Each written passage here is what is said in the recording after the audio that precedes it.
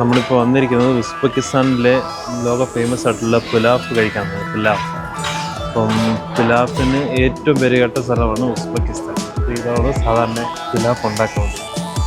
ഇതുകൂടാതെ തന്നെ ഇവരിവിടെ ഫ്രഷായിട്ട് ബേക്ക് ചെയ്യുന്ന ബ്രെഡും ഉണ്ട്. അതൊക്കെ ഇവിടെ ഫ്രഷായിട്ട് ചെയ്തുകൊണ്ടിരിക്കുകയാണ്. ഇവിടെ ഏറ്റവും എക്സൈറ്റിംഗ് ആയിട്ടുള്ളത് ഇപ്പം നമ്മൾ വന്നപ്പോൾ ഇത് കഴിഞ്ഞ് ഇത് ഏകദേശം 1 ടണ്ണാണ് ഇവിടെ പുലാഫ് ഉണ്ടാക്കുന്നത്. അപ്പം ഇവർ ഒരു സ്ട്രെച്ച് ഇത് ഉണ്ടാക്കി കഴിഞ്ഞാൽ അതിന് ശേഷം ഈ പറയുന്ന ഈ ചെറിയ പുലാഫ് ഉണ്ടാക്കുന്ന കാസ്റ്റ് അയണിൻ്റെ പാത്രത്തിലോട്ട് മാറും. ഇതാണ് നമ്മുടെ ഉസ്ബെക്കിസ്ഥാൻ്റെ പുലാഫ്. അപ്പോൾ ഇവിടെ ഇവർ ഇങ്ങനെയാണിത് കോരിയെടുക്കുന്നത്.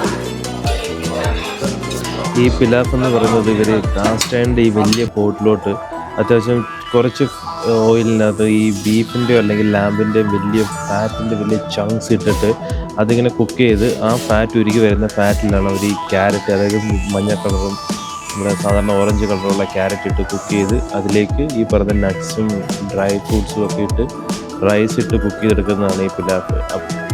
അപ്പോൾ ഈ ഉരുകി വരുന്ന ഫാറ്റിനും ബീഫിൻ്റെ അകത്തുനിന്ന് ഇറങ്ങി വരുന്ന ബീഫിൻ്റെ ജ്യൂസിലൊക്കെ കിടന്ന് ആണ് ഈ റൈസ് കുക്കാകുന്നത്. അപ്പം ഈ റൈസ് കുറച്ച് ഒരു ഫ്രൈഡും ആയിട്ടുള്ള ഒരു ഫ്രൈ ചെയ്തതും പിന്നെ ഒരു ബോയിൽഡ് ആയതുമായിട്ടുള്ള ഒരു മിക്സ് ആയിട്ടുള്ള ഒരു ടെക്സ്ചറാണ് അതിന് വരുന്നത്. അതായത് അമിതമായിട്ട് വെന്ത് പോകാത്ത രീതിയിലുള്ള ഒരു സൂപ്പർ റൈസ്.